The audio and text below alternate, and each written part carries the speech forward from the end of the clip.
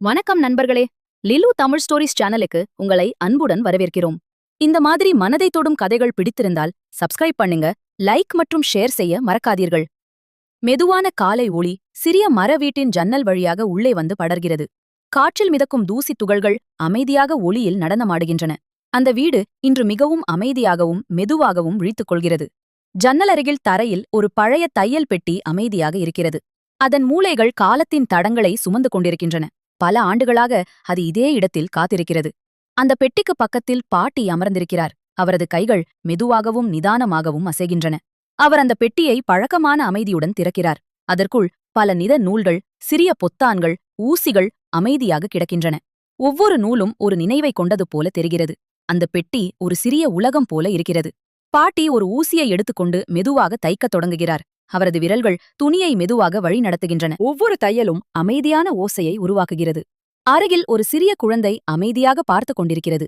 அவனது கண்கள் ஆர்வத்தால் நிரம்பியிருக்கின்றன. எதையும் கேட்காமல் அவன் கற்றுக்கொள்கிறான். மதிய ஒளி அறையை மெதுவாக நிரப்புகிறது.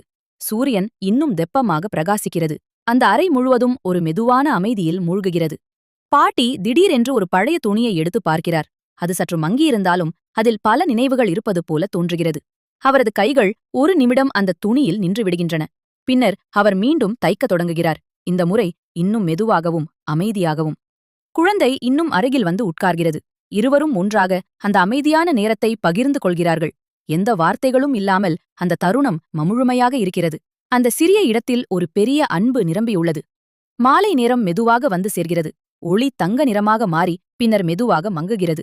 தையல் பெட்டி இன்னும் திறந்தபடியே இருக்கிறது. இரவு அமைதியாக இறங்குகிறது. ஊசி ஓய்வெடுக்கிறது. நூல் அமைதியாக படுத்து கிடக்கிறது. அந்த வீடு மீண்டும் அமைதியில் மூழ்குகிறது.